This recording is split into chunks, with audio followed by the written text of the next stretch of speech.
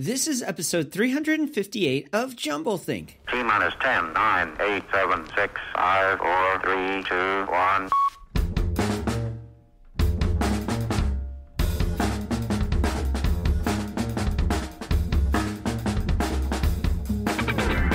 Welcome to Jumblethink, where we interview dreamers, makers, innovators, and influencers all about their journey of turning dreams and ideas into reality.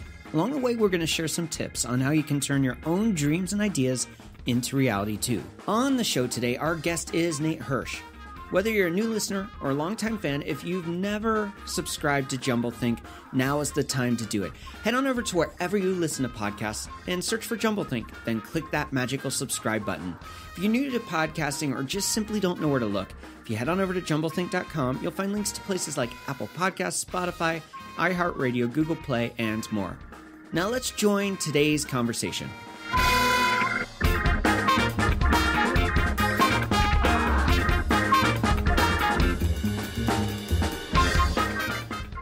Hey there, friends. Welcome to Jumblethink. My name is Michael Woodward. I am your host. We have a really fun show lined up for you today. It's a guest we've had on the show before. His name's Nate Hirsch, and he's back again. We don't typically have return guests, but Nate's actually made a big pivot in what he does. He sold off a really successful business, and now he's creating a new business doing really cool things.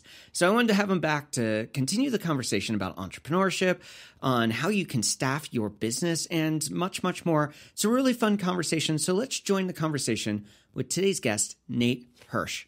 Hey, Nate, thanks so much for joining us today. Yeah, thanks so much for having me. I appreciate it. You are one of the few people that we've actually had on the show more than once. This, I think, is your second time on. That's very abnormal. Super excited to talk about some new things you're working on and then transition out of the old things. So welcome back. Yeah, I appreciate it. And I'm excited. It's been kind of a crazy 8 months or so, and I'm really excited for what's to come. Nice. So catch us up. Last time we talked, you were running a company called FreeUp, which is helps you connect with virtual workers and connects you as an individual or a company with people that can help you with what you do. Talk to us a little bit about that transition and what's going on there. Yeah, so about halfway through, well, actually I back up. So we started FreeUp with a $5,000 investment, and we scaled it pretty organically from $5,000 to $1 million to $5 million to $9 million to $12 million in 2019. And we did it primarily with virtual assistants. I mean, we had no office, no U.S. employees, 35 VAs in the Philippines did all our day-to-day operations. And about halfway through 2019, one of our clients, the Hoth, who is actually located about an hour and a half from us in Tampa, I'm in Orlando, reached out to us and they said, hey, we're interested in acquiring FreeUp. We love the company. We love the service. We've been using it. We want to get into the freelancer virtual assistant space. Would you be interested in doing it? We don't want to build it from scratch. So we heard them out. We got an offer. We thought it was more than fair, if not aggressive. And then the due diligence began. They had a million questions for us. We had just as many for them. We wanted to know whoever we sold this company to wasn't going to drive into the ground or ruin our reputation or hurt our relationships that we had built or hurt the clients or the freelancers or our internal team. And we wanted to make sure our internal team was going to keep their jobs and weren't going to get screwed over in the deal. So for us, we did a lot of due diligence on them. I mean, we visited their office. They've won Employer of the Year for years down in Tampa. They're great entrepreneurs. Mark Hargrove, David Martin, they've acquired and scaled multiple businesses. And Connor and I really had no experience scaling a business from 10 million to 50 million. So we wanted to put it in someone's hands who could really do it. And after the due diligence, then the mind-numbing part came, the lawyers and all that.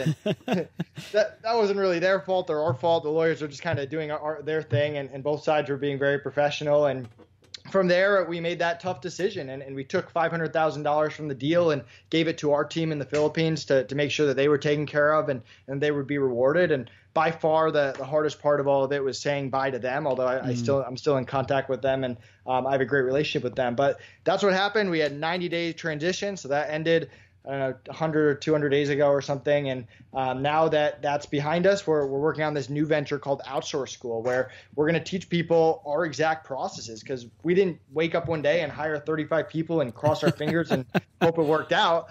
we had real process for interviewing and onboarding them and training and managing them. And we had less than 3% turnover, and people loved FreeUp. So we're going to teach people exactly how we did on the hiring side. And we also have this cool SOP building software we're building, and we're launching other courses. Like we just launched a course on how to use a VA to get on more podcasts. I've been on 300 plus podcasts, and we've got other ideas as well, how to use a VA for bookkeeping, how to use a VA for customer service, stuff like that. So we're excited for it, and we'll see where it takes us. So you're in this transition. I know a lot of people who exit, they either take one of two strategies. They either are full in on the next idea. They're serial entrepreneurs and they look at it as, okay, now I'm done with that. What's the next thing? Or they're already working on the other thing while they're transitioning out of what they're currently doing.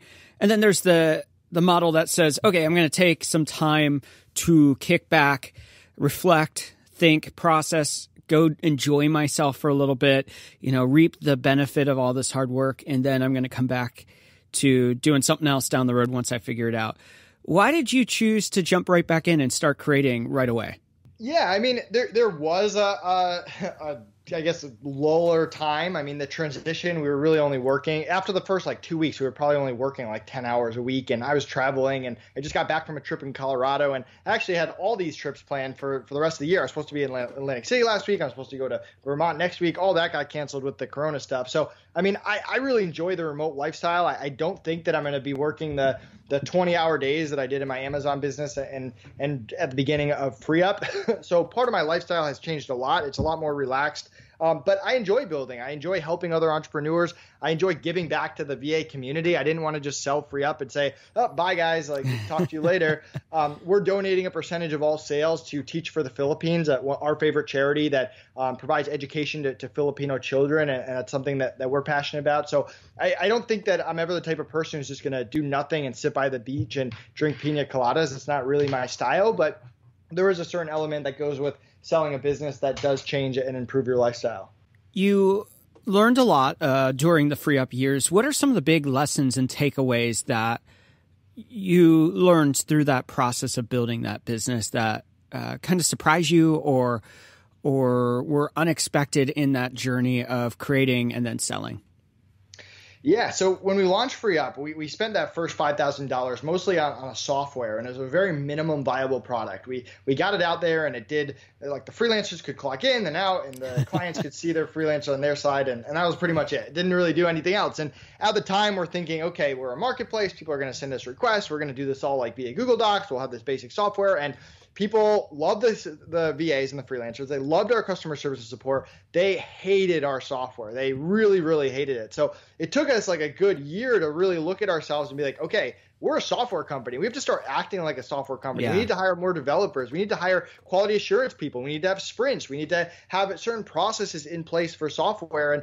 And that was a mindset shift. I mean, never in a million years does I wouldn't say I'm not tech savvy, but I'm not a developer. And I think that I'd be running a software company. So that transition was definitely interesting. And I think the other thing that it kind of reaffirmed my stance that customer service is over king or is king. I mean, we couldn't compete with the Upworks and the Fivers on marketing or development, but we could compete with them on customer service and relationships and stuff like that. So definitely proceeded there. And then I guess the last thing, I mean, people for the 4 years of FreeUp were like, you don't want to be the face of FreeUp. You'll never be able to sell it. You're going to be stuck doing it forever. And my whole mentality the whole time, which again was reaffirmed, is listen, they can replace me from a marketing perspective. They can have a much better marketing strategy, much higher marketing budget. Whoever buys a company can come in and make a new face of the company. That's easy. But the day-to-day of the business runs completely without me. And that's what people care about. And that seemed to be the case with the buyers as well. So you make this transition and you've decided, hey, I'm going to build something else. I'm going to do some really fun stuff to give back to this community, to teach on this community, to help entrepreneurs navigate this space. How did that whole process of saying, you know what, the next right thing of creating Outsourcing School would be the next logical step? Was it organic? Was it did you sit down with Connor and talk through that? Are you partnering on that with him? A lot of questions I just threw at you, but basically all that to say, how did you know that was the next step and process that idea? Yeah, still working with Connor. Connor's stuck with me for a while.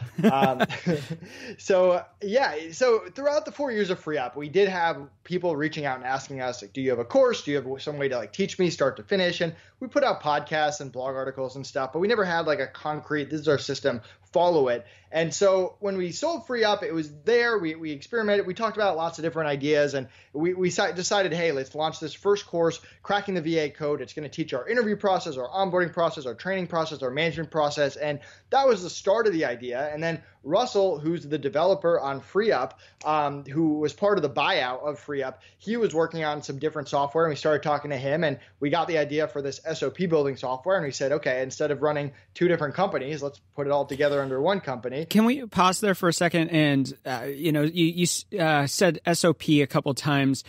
Some people listening might not know what that means. So can you just define what that is? Yeah, it's a standard operating procedure. Okay. So instructions for your VA to follow, and they're kind of a pain to build. We know they're a pain to build. So we want to create something that is super easy, that you can record a screen share that breaks it up into steps, that turns into a document for you. And we have some cool ideas there. So making that easy. And then once we launched the first course, and the course did pretty well, we said, hey, what else can we teach people about using VAs? And we've come up with ideas. We just launched the podcast outreach formula, which is now live, where it teaches you how to get a VA to send you a list every morning of podcasts for you to decide whether you want to pitch and go on. And then we have other ideas like bookkeepers are the first things that we hired for FreeUp and for Outsourcing School. And we want to teach people how to hire a good bookkeeper and have them as your VA and get bookkeeping right from day one. So we have a lot of ideas off of that just kind of built. And I'm sure in 2 months, it'll look a little bit different than it does right now. So you're doing the school. Is that the only idea you're working on? Do you have any other business ideas as you press into this new future of possibilities for yourself?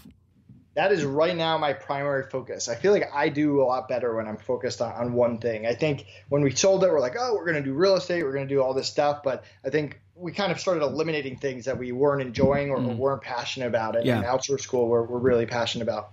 Super cool.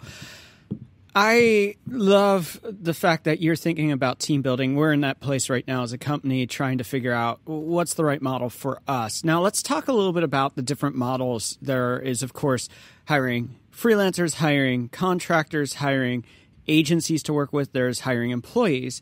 And then there's this world of VAs and all of that. So talk to us a little bit about the differences between those spaces. The difference between the VAs and the freelancer space? Yeah, sure. Or the benefits of a freelancer over an employee, or, there are many ways people can hire and staff their team. So why a VA? Why do you think that this is the model that is right for many people and they're missing it?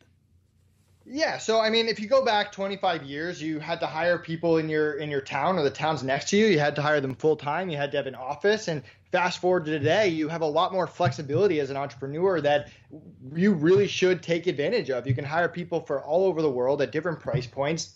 You can hire them part-time, full-time. You can hire them project-based. It just gives you a lot of flexibility to structure your teams. And you can go about it where you're like me and you just hire VAs. You can hire VAs when you're small, and then when you build it up, then hire employees, and it can speed up that process. So you're not doing everything until the point where you hire employees. And there are obviously people that only want to go the employee route, or people that hire employees and then give their employees a VA. I mean, there's lots of creative ways to go about it. But what it really does is it just gives you that flexibility where you can, if you want to, still hire people full-time, long-term health insurance and all that, or you have the flexibility to hire virtual assistants, freelancers to get stuff done for you. I mean, a perfect example is the course that we just built. We needed video editors. We needed video editors for 2 weeks, and we hired video editors for 2 weeks from FreeUp, and they did a fantastic job. We gave them a bonus when it was done, and now we're working on another course 2 weeks later. We reached out to them, hey, are you still available? And we gave them more work. So I didn't have to keep them on payroll that entire time. I could go to them when I needed them.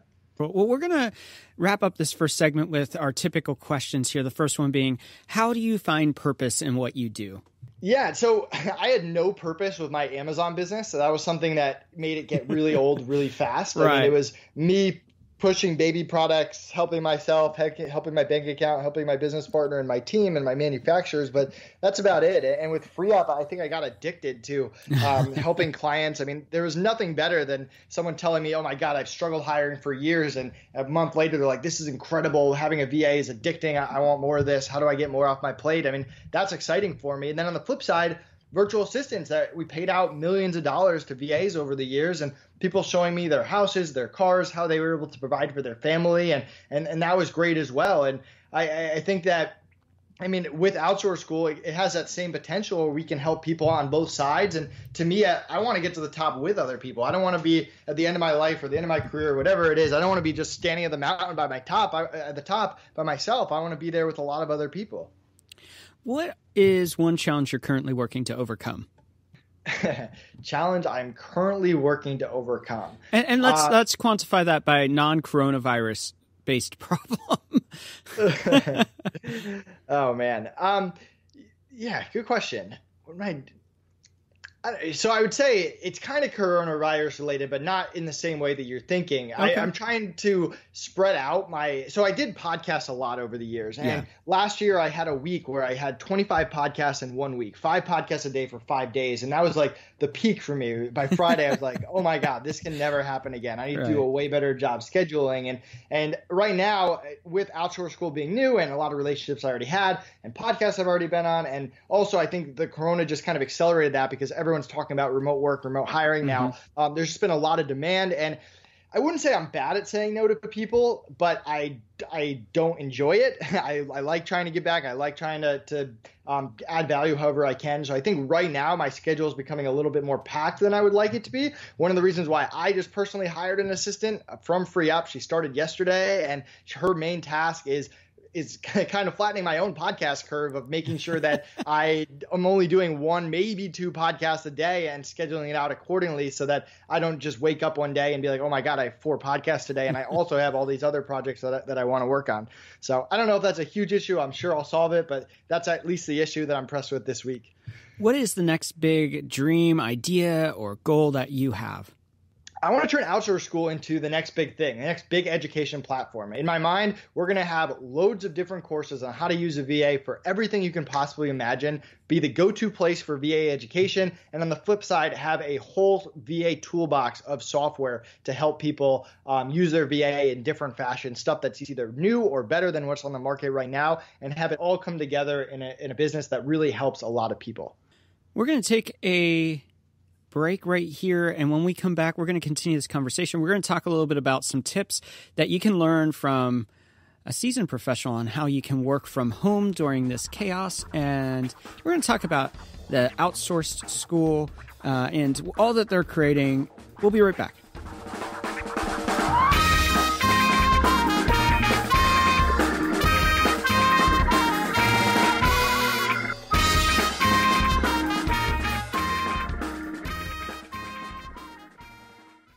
Typically at this point of the episode, I'd put a little ad in here for you to sign up for our newsletter or join our Facebook group or tell you about an amazing company that we're working with. But instead, I wanted to give you a moment of encouragement. We haven't done a lot of standalone episodes where I share what's going on in my life or encourage you or give you tips on dreaming. We're going to be doing more of those. We've been doing instead a lot of guest interviews.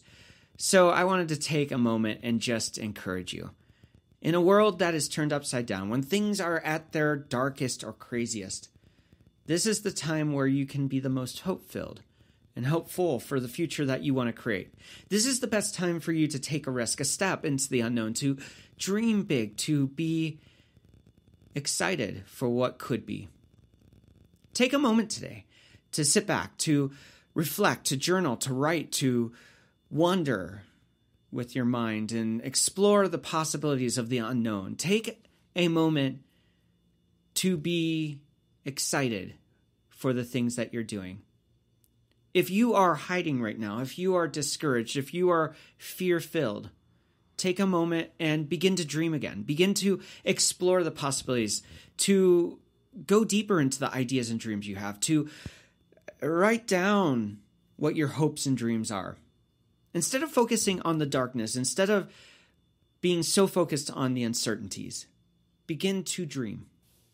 I hope that that challenge is something that you will do today, to sit down, to write, to think, to process. A couple weeks ago, I had this thought that a thought leader is only a thought leader if they take the time to think. And there are so many thought leaders out there who are telling things and leading you down a path to how you could do something that they've never done it. They're not taking the time to think. If you want to be a dreamer, if you want to be an idea maker, if you want to be a thought leader, if you want to be an influencer, you need to take some time and reflect, to think, to process, to dream, to explore, to imagine. Do that today. Maybe it's journaling. Maybe it's just meditating. Maybe it's reading a book. Maybe it's talking with a friend or family member and exploring that possibility. So turn this season of uncertainty and darkness into one of excitement and hope and dreaming for the future. Now let's return to today's conversation with Nate Hirsch.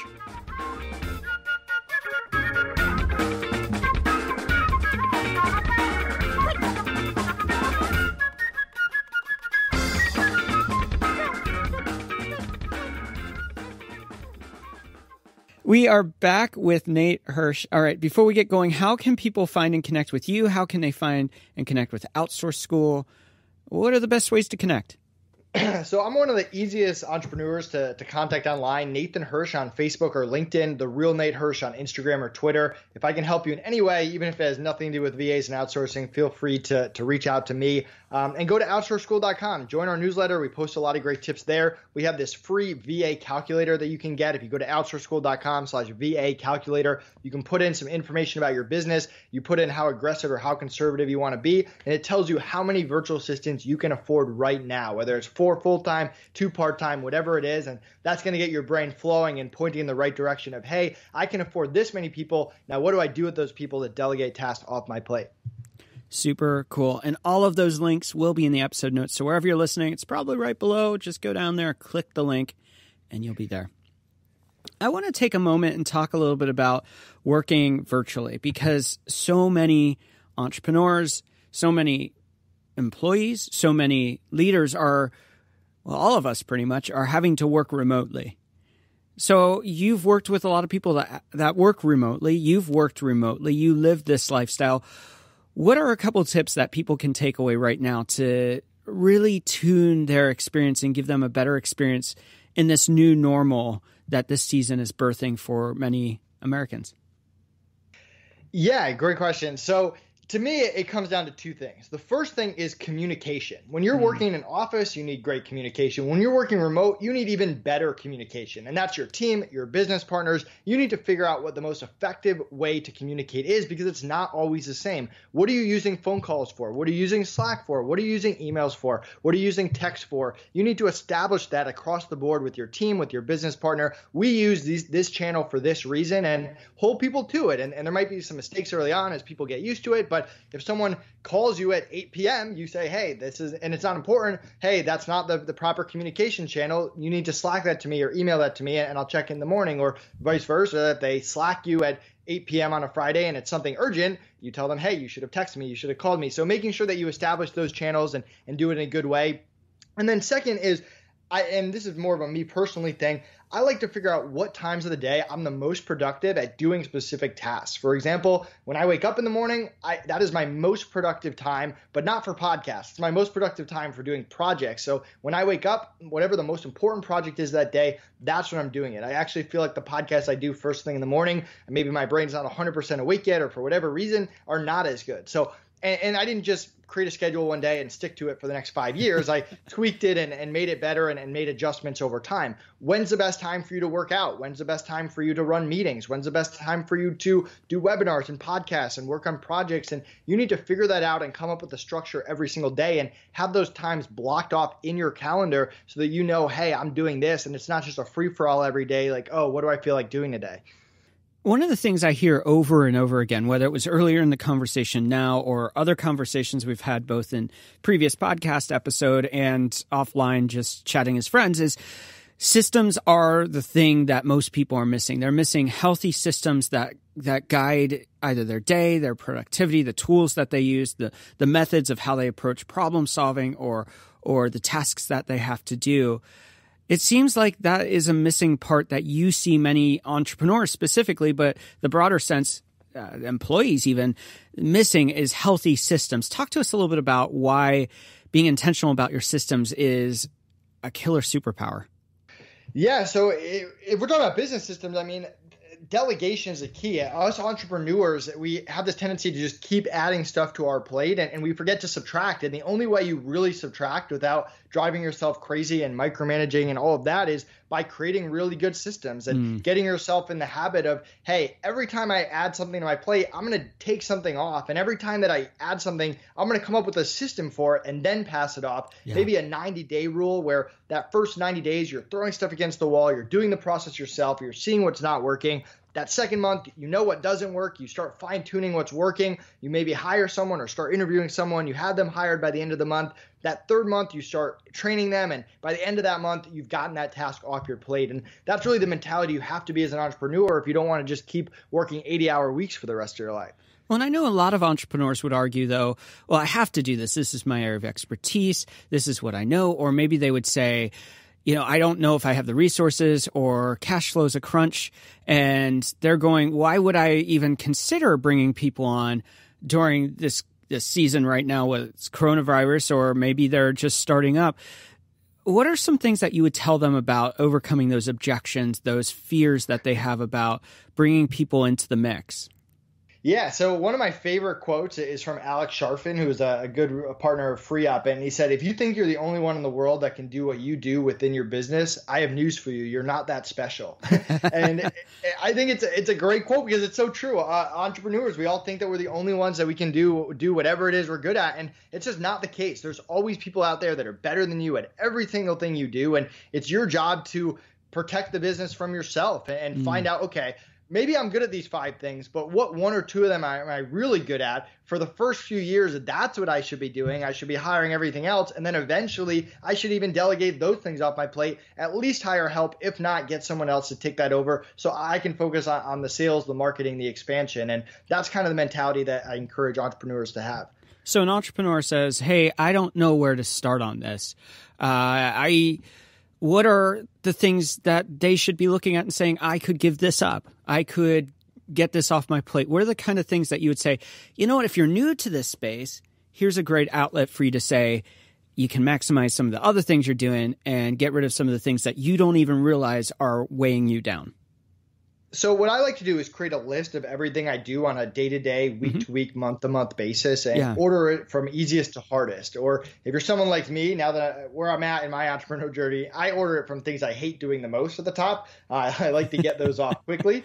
But easiest to hardest works, and then assign hour values to them. So it's $5 an hour for 5 hours a week, whatever it is. And then start chipping away at the top. And what would you do with an extra 5 hours a week, 10 hours a week? I mean, I hired a bookkeeper for 5 hours a month. That was my first hire with Outsourcing School. I got bookkeeping right from the beginning. I get reports every month. It's cheap. It's affordable. It makes it so I don't have to go back in 8 months and fix everything. And you can get creative. I mean, my first hire for FreeUp. So my second hire for FreeUp was a bookkeeper. My first hire for FreeUp was an assistant to monitor my emails from 5 a.m. to 7 a.m. And I would wake up at 7 a.m. My inbox would be clear. They left 3 important emails for me or whatever it is. I'd get an hour or 2 head start to my day. And that was a super way for me to accelerate the growth of FreeUp. So you can get creative with it. Just focus on getting chunks of hours back in your week. For me, I can relate to what you're talking about. I remember I had a friend call me up one day and say, hey, I lost my job. Would you hire me for your agency? And at the time, it was just me. He was in Pennsylvania. I was in California. And I remember being like, well, I don't know if I'm going to be able to afford to bring him on, but he really needs a job. I can help him out. Let's see if we can make this work. And it shocked me how by offloading some of the things that maybe I was good at, or maybe I was really solid at, or even enjoyed doing, but when I offloaded those to somebody else that could handle it, how it actually freed me up. And I love the name FreeUp for that reason. It freed me up to expand myself, multiply what I was doing. And I found that it was very freeing. And as we grew our agency to 2 and 5 and 12 and more people, and all of them employees, which looking back, that may have not been the right move, but that's a different story. It amazed me how I was able to, we hear niche down, but I was able in my job to hyper focus on the areas that I was a rock star in, and other areas that maybe I was solid, maybe I was, an A+ developer or whatever, but there were other people on our team that I went, oh, wow, they're even so much better than I could even imagine. And so I get what you're saying, and I get the pain points of navigating that. How, you're starting outsource school, and you're giving people resources to learn this. So walk us through how those classes will actually help people become knowledgeable and really informed about the process of doing this well. Yeah, so it kind of starts off with our base course, Cracking the VA Code, which goes through our exact interview process. And you're going to be able to not only get our questions, our methods, exactly what we look for in a virtual assistant. And yes, it covers the basic of what is a VA and stuff like that. If you know what a VA is, you might skip the first video or two, but it dives deep into that. And then we put in 4 random requests on FreeUp. We interview 4 VAs. We record it. We go through it. Some are good, some are bad. We walk you through what it is. And then you can go out and interview your virtual assistant. And then if you need help, you can contact us for support along the way. If they say something, you're unsure if it's good or it's bad, you can reach out to us. Then you watch our onboarding. Same thing, same 4 VAs we interview. We then onboard them. Some go good, some go bad. We walk you through our SICK onboarding process, SICC, going through schedule, issues, communication, culture. So you know everything you need to be aware of with the virtual assistant.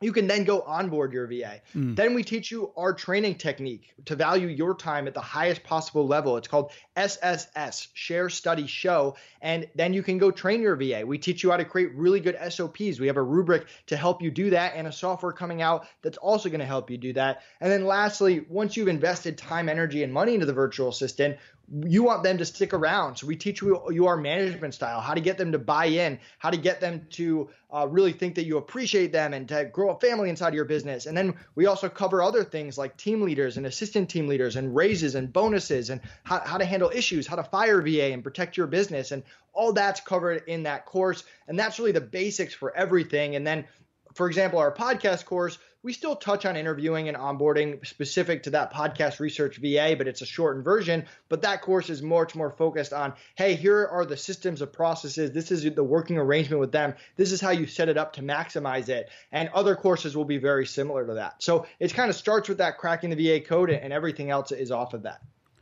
Super, super cool. My final question in this segment, it doesn't have so much to do with the technique of hiring a VA or all of that, but I think it really is relevant. In California recently, they passed legislation that directly impacts gig employees, which would be a VA for a lot of people. When it comes to legislation and VAs and that changing landscape, how should we be navigating that? Yeah, I think you have to be smart about it. You should have a lawyer on your team, or I guess not necessarily on your team, but have a lawyer that you trust regardless. And I mean, when I was with FreeUp, we did everything possible to follow all legal guidelines, and it varies by state, it varies by country. Not only does it vary, but it changes. And yes, you need to be on top of it. You need to evaluate your risks. And if you have to put someone on payroll, you have to make that decision, and you want to follow it accordingly. So there's creative ways to make sure that you're following the law and still hiring remotely. And it also only affects certain people in different states. So you have to just be aware of what state you're in and what's going on. Super, super cool. Remind us again where we can find and connect with what you're doing. Yeah, so you can reach me on social media, Nathan Hirsch on Facebook and LinkedIn, The Real Nate Hirsch on Instagram and Twitter. And you can go to outsourceschool.com or outsourceschool.com/VA calculator if you want our free tool. We're going to take a break right here. And when we come back, we're going to continue the conversation with rapid fire questions.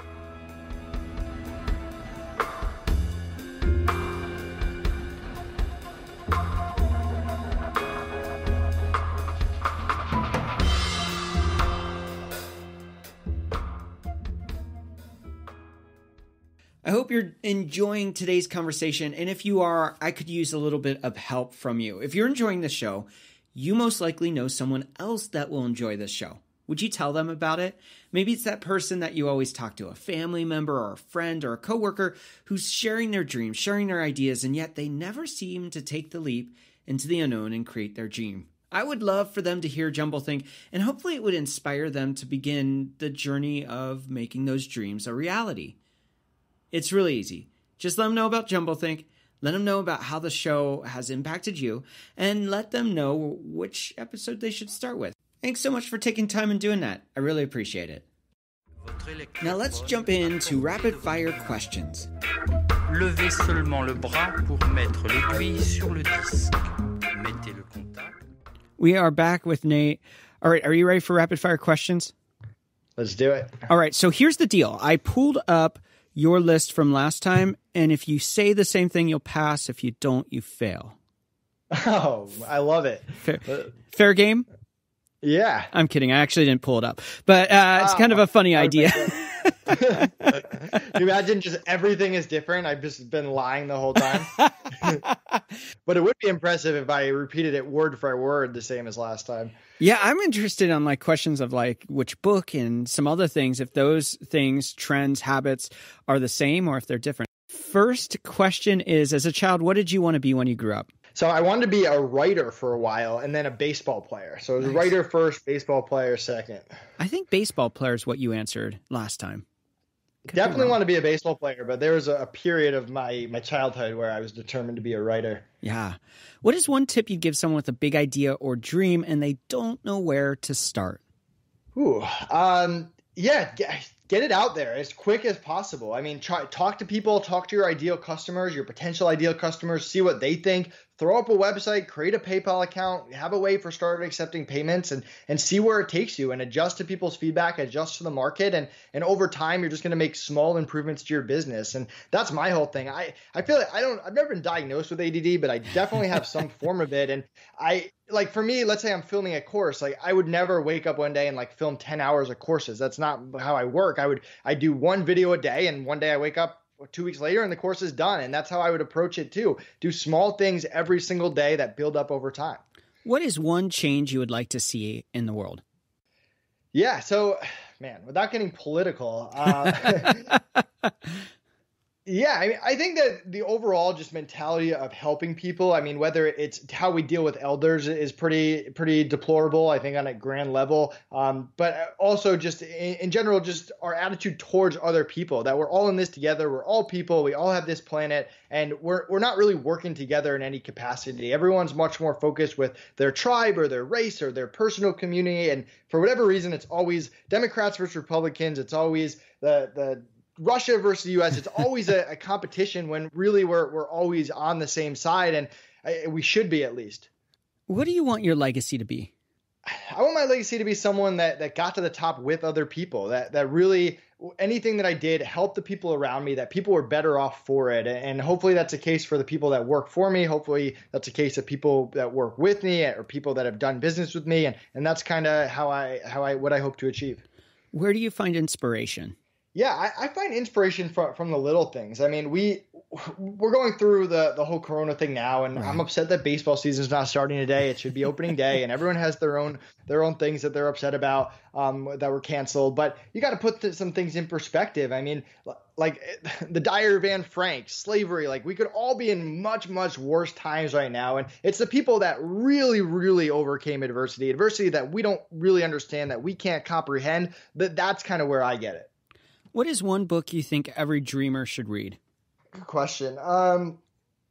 So it's kind of relevant to your other question. I actually just finished reading it. It's called The $100 Startup. Okay. Great book. It just gets you in the mentality that you don't need $100 million to start a business. You can get it off the ground and you find something you're passionate in that people want. You, like I kind of said before, you put up a website, you accept payments, you make it little by little better over time, and you can make 80 grand a year. You can make 250 grand a year. Maybe not everyone needs to create the next Amazon or Twitter. You can create a really good small business that improves your lifestyle with a small amount of money. Well, no one should be creating the next Twitter because they're not profitable. So there's a problem there. That's a different story. I just finished the Hatching Twitter book, which is also a good book. Yeah. For you, how do you define success? Success is, good question. I don't want to repeat my last answer. So success to me is freedom. I mean, that's really what it is over money. I mean, if we're not talking about the whole get to the top with other people, which I do think is a big part of success, but not to repeat. I mean, to me, I always hated having a boss growing up. I always hated being told that I had to do something or I have to be here at this given time. And the ability to set your own schedule and have that flexibility. The remote work life is amazing. I get to travel and try great food and spend time with my fiance and family and friends. And to me, if that's not success, I don't know what is. What is one trend you're currently excited about? Trend I am excited about. I mean, with Outsourcing School, and I hate to use Corona with anything, but I feel like we were kind of going towards a remote workforce anyway, and this whole thing just kind of sped up the process. So I do think that a lot more people are going to wake up to the idea of virtual assistant, which makes me really excited to be in the space, and even for FreeUp to be in the space, because I really am rooting for them, and I hope they crush it. So I think that is – it's tough to be excited right now with everything that's going on. But I also think just new adventures. I mean, for the past 4 years, I've really done FreeUp 24/7, and There's a whole refreshing part of doing something new and working on a new project that I'm excited for. What is one habit you find helpful in your life? Working out every single day, 1 hour intense training, burn 1,000 calories. Now I'm doing it from home, which I hate, but hopefully the gym's open soon. But yeah, I mean, to me, like, that gets me away from business. It gets me away from stress. It gets me away from my phone, which is sometimes a problem. And it's just like a great way to stay in shape and take care of your body and rejuvenate. What is one thing you wish you would have known when you first started out? I wish I had known how important it is to know developers. I always say that if I learned how to code, I would be a billionaire right now. And I wish at a young age I just learned coding, because that combination of entrepreneurism and coding is deadly. If you weren't doing what you're doing today, what do you think you'd be doing? Unfortunately, I'd probably be working for another business in upper management or something like that. I mean, I could go off on a limb and say I'd be a baseball player or a writer, but that's probably wouldn't have survived too long in those fields. And I think business and management and all that is my talent. So I'd probably have some crummy job that wouldn't be that much fun.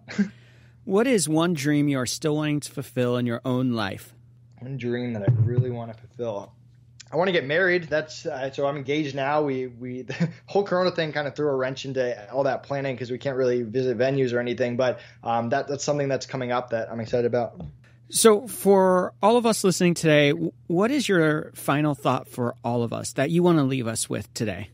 Yeah, you don't need a lot of money to start a business. I started 3 businesses with $5,000. Obviously, Outsourcing School hasn't accomplished anything yet, but I mean, you don't need a lot of money. You can get a minimum viable product out there and test it and read the market and make adjustments. And it's fun. It's exciting. You don't have to report to investors. And I encourage anyone out there that's thinking of being an entrepreneur to experiment with that route. Nate, it's been really fun to catch up with you. It's fun to watch this new adventure unfold, both online and some of the emails that you send out and all that kind of stuff. We wish you the best in everything you're doing, and excited to see where this goes. Awesome, man. Really appreciate it. Have a good rest of the day. Once again, I want to thank Nate Hirsch for taking time out and being on the show with us today. Make sure to go check out what he's doing. Those links are in the episode notes. Here's my thought for you today. You know, Nate was sharing how starting out doesn't have to be so difficult. Whether it's building a team around you or the finances that you have to make those dreams a reality, starting simple, starting small can be a great thing.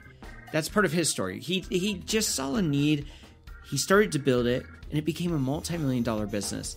He's gone on to sell it, and now he has a new idea, a new dream, and he's starting over again. You don't have to be a millionaire, you don't have to be a billionaire to create those dreams and ideas. So start out small, but take the risk. Take a risk to step out and begin that journey, the small journey into big ideas and dreams. Thanks so much for tuning in. I hope today's episode has encouraged you, challenged you, and pushed you towards that dream. Now it's your turn to get out there, to dream big, and to change the world around you. Ôtez tout ce qui peut vous gêner ou tirer votre attention. Cherchez la meilleure position. Les bras et les jambes légèrement espacés.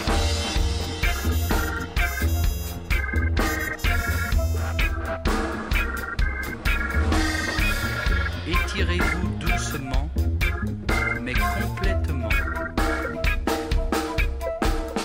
En avant, en arrière, sur les côtés. Vous êtes une autre personne. Les mères de famille, les enfants, peuvent également prendre un moment revitalisant. Dans quelques mois, lorsque vous aurez bien saisi la technique et que vous serez maître de votre corps, vous pourrez vous décontracter même en travaillant.